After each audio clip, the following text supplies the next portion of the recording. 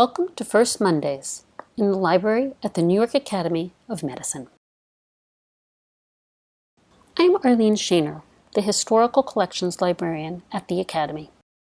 Normally, I would be welcoming you to the library in person, but since we can't be together that way, I'll be sharing some highlights from our rare book collections with you in this virtual tour. The New York Academy of Medicine began building its library right after it was founded in January of 1847, and we have been open to anyone who wants to use the collection since 1878. The library has over 550,000 volumes, as well as all kinds of other materials, including archives, manuscripts, pamphlets, ephemera, and images. Everything in the collections is here because it tells us something about the history of health and medicine. We also have lots of digital content you can explore from anywhere. Visit us online to learn more about the library and explore our resources.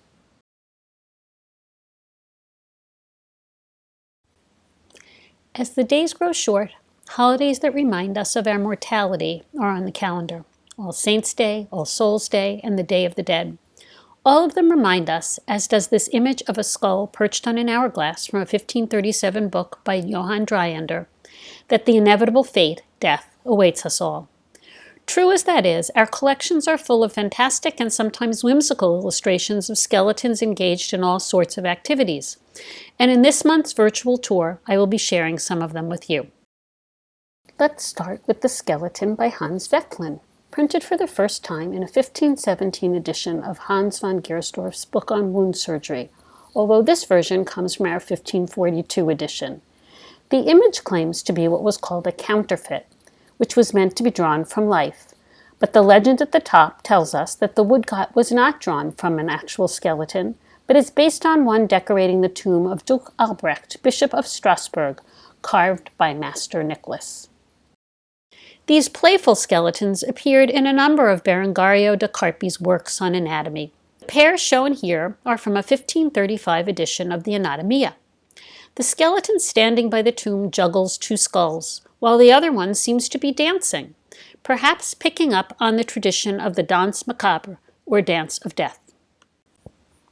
In 1541, Walter Reif published a book of anatomical lectures and images compiled from other sources.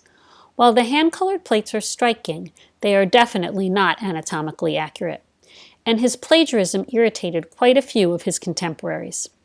As in many similar texts, there are front, back, and side views of the bodies. Just 2 years later, Andreas Vesalius published his De Humane Corporis Fabrica, moving anatomy forward dramatically. Vesalius taught with an articulated skeleton he had prepared himself, which we can see behind the cadaver he is dissecting when we look more closely. The artist, probably Jan Steven van Kalkar, who drew these three figures for the Fabrica, the gravedigger, the Hamlet, and the weeping skeleton, may have used that articulated skeleton as a model. The figures, standing in landscapes and posed as if they could be alive, set the standard for anatomical illustration for the next couple of centuries. Here are a few plates from Govard Bidloo's Big Anatomy from 1685.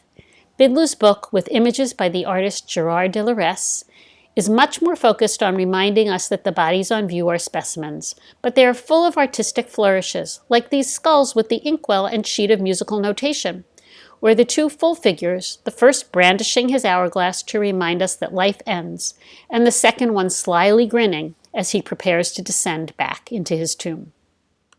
Frederick Reusch, another of the great 17th century anatomists, created these whimsical dioramas using fetal skeletons and all kinds of natural materials.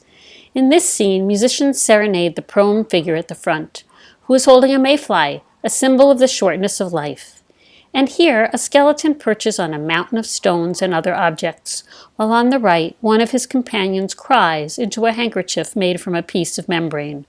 Reusch sold many of his specimens to Peter the Great, and they can still be seen at the Kunstkamera in St. Petersburg, but sadly the tableaux are not among them.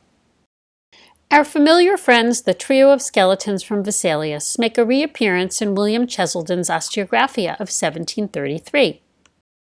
Cheselden was very interested in comparative anatomy, and he found novel ways of helping us understand the scale of the bodies on view. Here's the skeleton of a toddler, strolling down a mountain path holding an adult humorist for scale, followed by that of a 9-year-old child, casually leaning on the skull of a horse to help us understand how tall he is.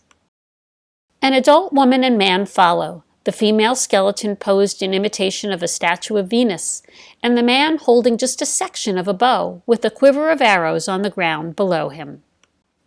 This skeleton kneels in supplication because he would be so tall standing up that he wouldn't be able to fit on the page.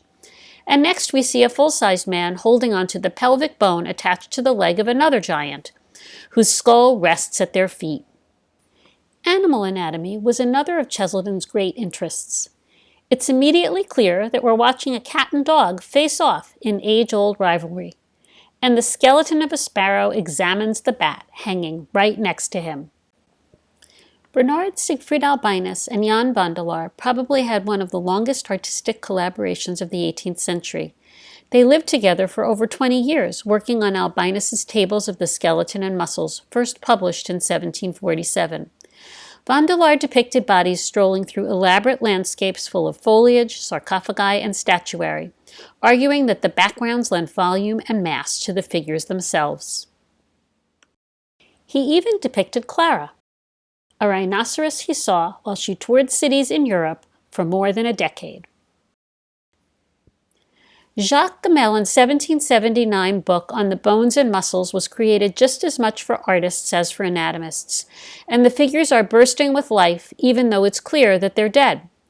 A winged skeleton proudly shows off his latest drawing, while the kneeling skeleton peers intently into the pages of an open book.